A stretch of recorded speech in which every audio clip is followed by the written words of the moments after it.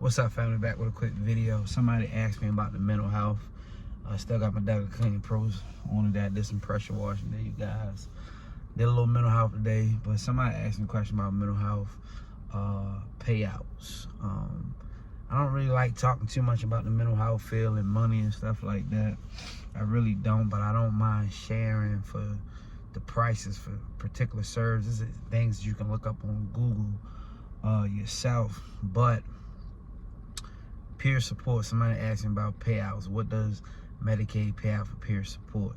Well, each insurance provider has different rates. They pay out different things. You have what you call your PHPs, then you have what you call your MCOs. This is the same thing with NEMT transportation, right? You make more money with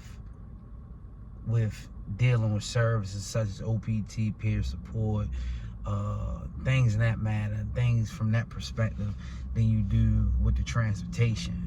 So with the transportation, you deal with a broker. So the broker getting some money out of it, if that makes sense.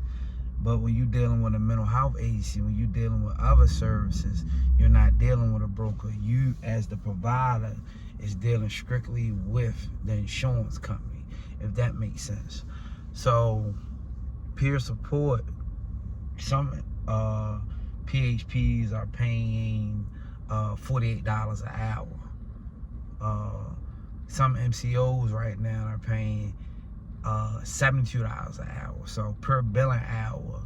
So if you got a worker and you paying that worker $18 an hour is a peer support, I do peer support, that company is getting 48.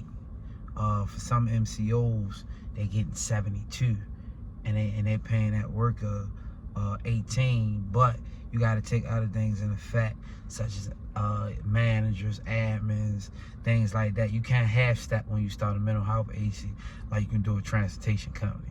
You have to have people in place. You have to have that stuff in order to run a good business. So the business owner has to come out of their pocket up front until they build that company. Even though they're getting that type of money, a lot of it's going back out until that company gets to a place where they got enough consumers.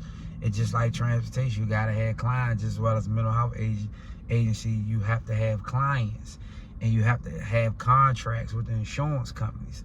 Some MCOs are not letting people in. Some PHPs are letting people in now. So you become a provider, and that's why I come and play with that. I'm an outreach coordinator or a program coordinator. I go out, I get consumers, and I bring them in the company, and that's how I get a salary.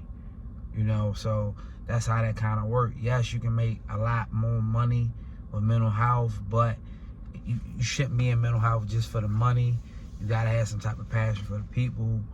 But yes, so example, if you build your company up, if somebody built their company up and they was billing 500 hours a week, they had all them clients, that's probably 2 teams. Might take you about 16, 17 peer workers under you. You know, you do 500 hours a week times, if on a low end, if you're getting $48 an hour, that's what your company gonna be bringing in every week. That's not including taxes.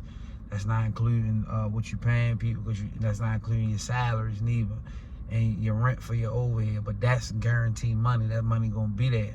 Now the only issue is you gotta be in compliance with your paperwork and things like that, because Medicaid does audits, and when they do audits, they coming back to see if you're in compliance.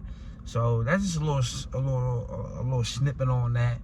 We'll talk more about mental health agency, and different other services, like when y'all go through y'all NC tracks, or when y'all become the Medicaid provider for any state, it's other taximony numbers that you can apply for, but you gotta know how to structure the business, or Medicaid will come in and they will get you.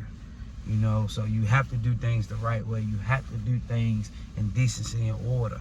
You know, but the greater the risk, the greater the reward.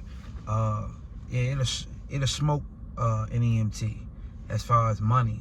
Like, NEMT don't have nothing on like outpatient therapy. Outpatient therapy pays $100 per hour. That's what the providers get, $100 per hour. And most time they pay therapists anywhere between $45 to $55 an hour.